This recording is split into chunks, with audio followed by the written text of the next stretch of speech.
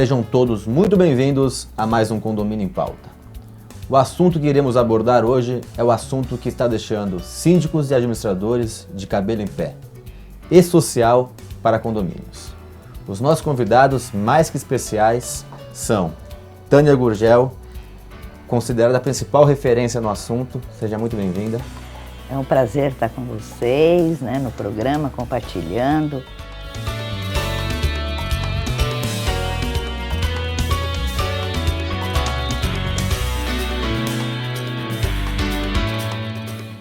E Bruno Paredes, gestor de departamento pessoal de uma das principais administradoras de condomínios do Brasil. Seja muito bem-vindo. Obrigado, Ricardo. Bom dia.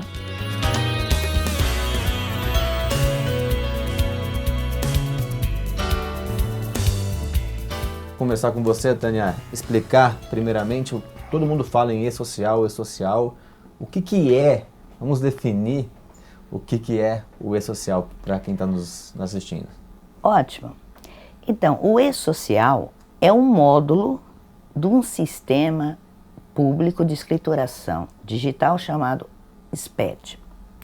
Então, o SPED é composto da nota fiscal eletrônica, da nota fiscal de serviço, do conhecimento de transporte, da escrituração de ICMS, IPI, contribuições. Faltava a própria contabilidade e as declarações de imposto de renda.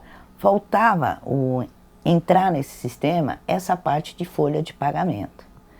Mas não é só a folha de pagamento, é a gestão de recursos humanos. É isso que as empresas e as pessoas, principalmente os síndicos, não estão entendendo. Não é só aquela atividade que a administradora fazia de gerar a folha de pagamento.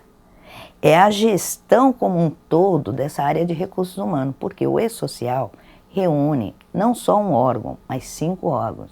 Ministério do Trabalho, a Caixa Econômica, a Receita Federal, o INSS, E esses departamentos e essas empresas, cada um tem informações. Então, todas essas informações saem do ambiente físico, papel, e passa a ser gerido em real time, as informações, muitas, contratação, demissão, acidente, em real time há esse mecanismo. Então, a gente pode... esqueci a Receita, a grande Receita Federal. E a Receita Federal vai completar o quinto. A gente pode dizer que, na verdade, nada mudou em questões de procedimentos. O que mudou é a questão de informação, de centralizar a informação e para onde passar a informação? Olha, as informações necessárias já estavam em leis. Sim. Mas muitas pessoas, e nesse termo eu digo muitas, porque infelizmente e felizmente no condomínio, vamos falar, porque o programa é de condomínio. Sim. Quem é o síndico? Síndico geralmente é um morador que tem aquela vontade de colocar o condomínio e muitas vezes não tem esse conhecimento técnico do que é, quais são essas obrigações tributárias, quais são essas obrigações trabalhistas. Por exemplo, muitos desconhecem o que é um PPRA, um Programa de Prevenção de Risco.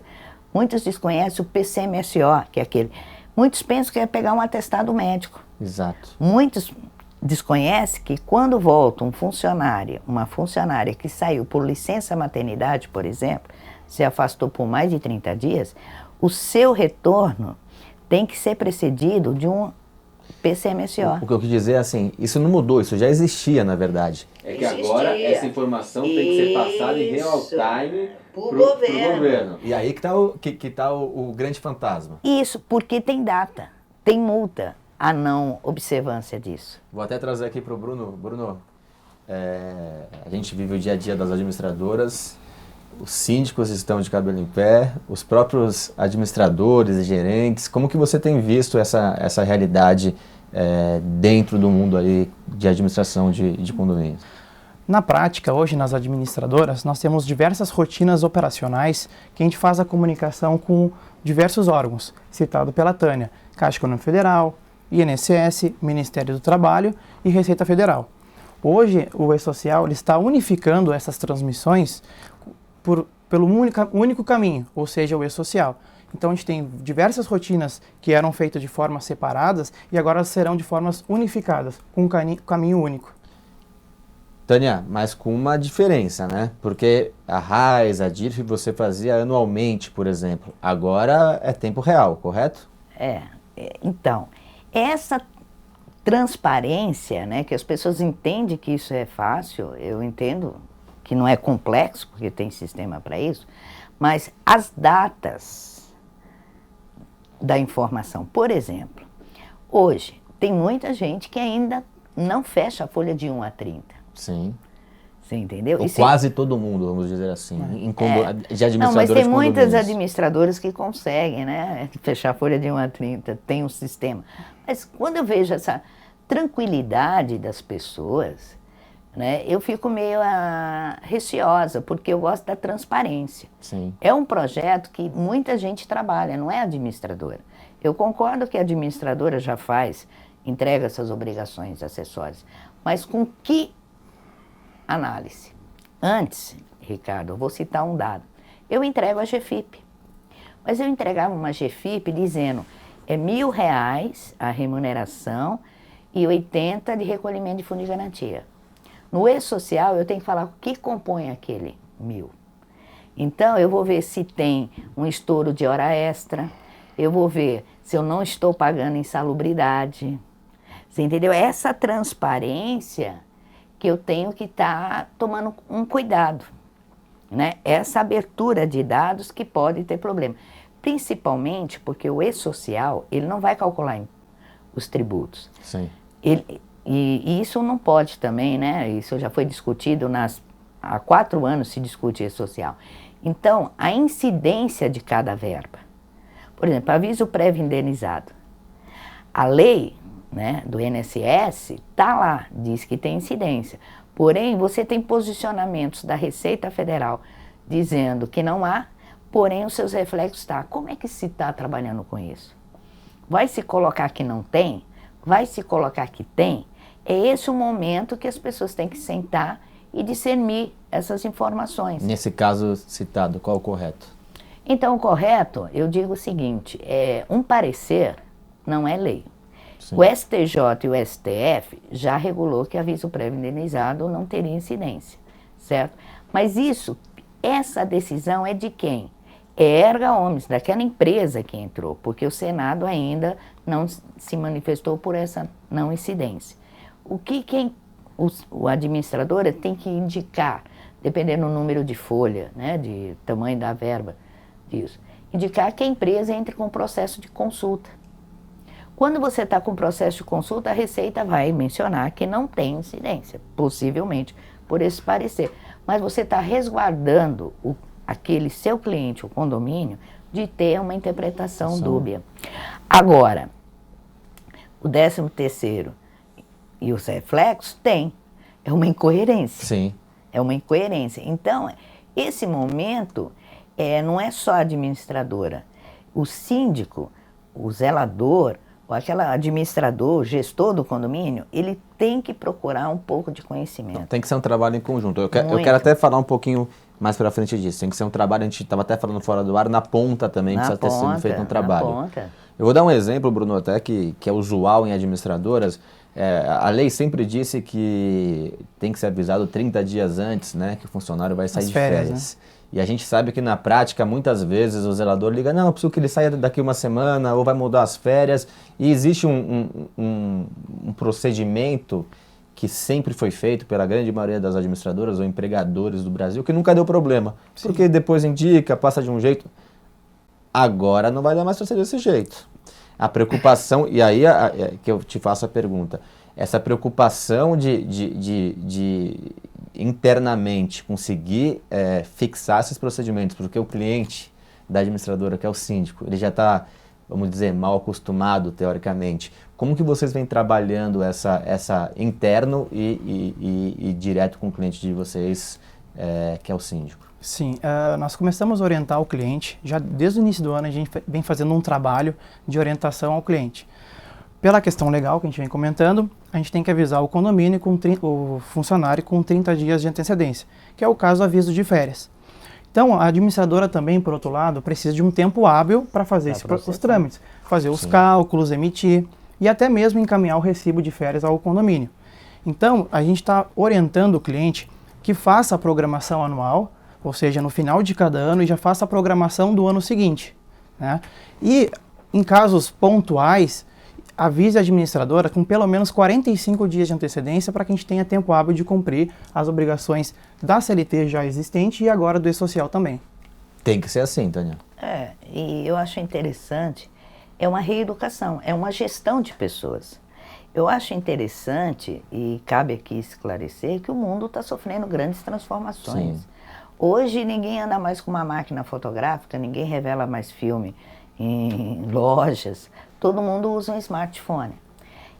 O que nós vamos ver, e muito acentuado, é muitos software, muitos aplicativos devem ser criados ou adaptados, os que já têm, para ajudar essa gestão de informação. E aí vai ficar, eu tenho que falar de multa, né, Ricardo? Sim, isso então, é importantíssimo. Isso que é o que está deixando as pessoas de cabelo em pé, na verdade. Isso. Hoje, eu vou ter um evento, né, do pagamento das férias, e vai ter um evento que não se via antes, que é como eu paguei essas férias. Nós sabemos que as férias têm que ser pagas 2 dias Sim. com antecedência. Então, esse fluxo de datas, esse fluxo de informação, ele tem que estar muito justo. Então, eu vejo um novo cenário, uma nova gestão. Eu vejo escritórios com muita gente, porque a informação ainda está muito na pedra. Sim. Desculpa, mas eu vejo muito papel, aquilo. Nós temos que transcender esse universo e fazer a gestão. Quem sabe da informação? É a pessoa que está na ponta, como nós vamos falar em outro bloco. Então, eu reflito essas coisas. Todo mundo sabe calcular umas férias, todo mundo. Mas, por exemplo, tá para sair de férias, faltando 3 dias para férias, se acidentou. Sim. Eu já mandei o evento, né, dos cálculos. Como é que eu faço? Então, esse sincronismo de informação, muitas vezes, Ricardo, infelizmente, eu tenho que dizer, eu vejo que a administradora estava ciente que o cara já estava de férias, já até pagou as férias e o funcionário não saiu. E aí, ele ficou trabalhando. Infelizmente, ele se acidentou. Sim. Pode acontecer. Ou ele se acidenta no trabalho, ou no trajeto, ou em casa. Aí ele vai procurar o INSS. E o INSS está dentro do E-Social. Olha que interessante. O INSS vai constar as informações. Que tem um benefício para aquele contribuinte. E falar, pô, como é que ele pode estar recebendo um auxílio acidente de trabalho se ele está de férias? Então, é isso que a gente tem que dizer. Eu posso dizer, afirmar que aquele jeitinho que brasileiro, existia de 30 dias a gente avisa 10 dias antes, ou faz o registro retroativo, que a gente já ouviu isso de registro, começa a trabalhar, depois o funcionário vai lá e faz o registro no dia seguinte. Isso vai acabar, e não só tem que acabar, como ele tem que ser informado o correto, tem que ser feito de forma correta e informado. Porque se você fizer correto, avisar 30 dias antes, mas não avisar pelo sistema 30 dias antes, não vai ter muita validade também.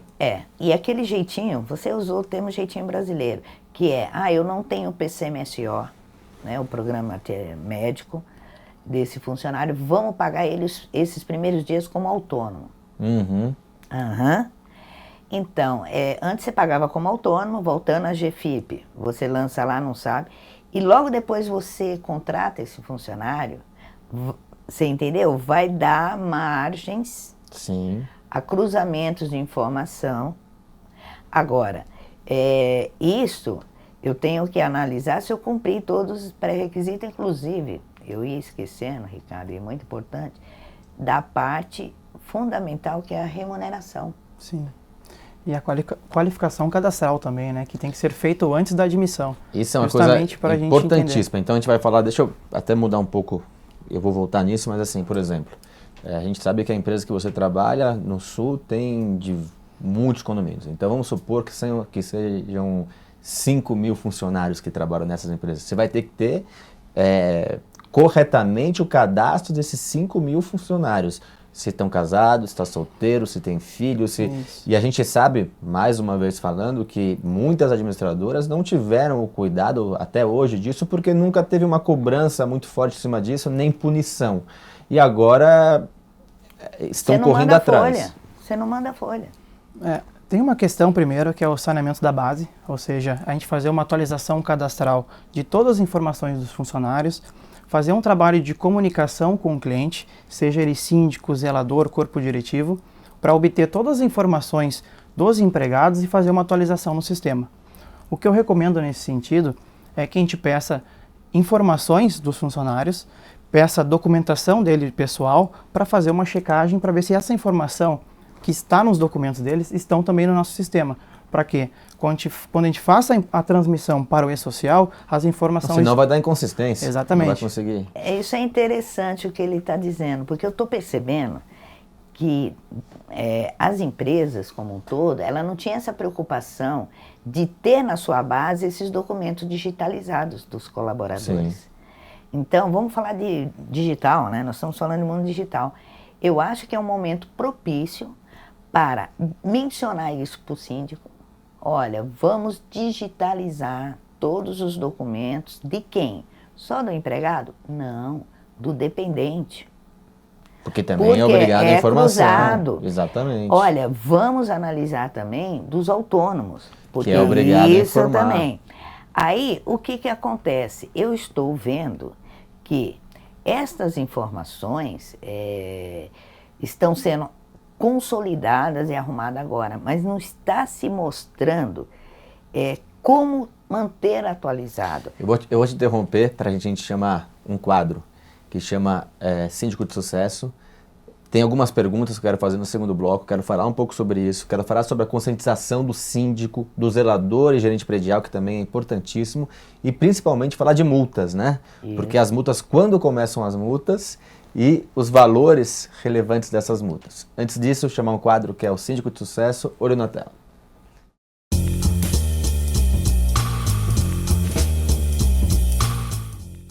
Sou Ricardo Costa Almeida, advogado, docente e síndico profissional. Administro condomínios no centro de São Paulo.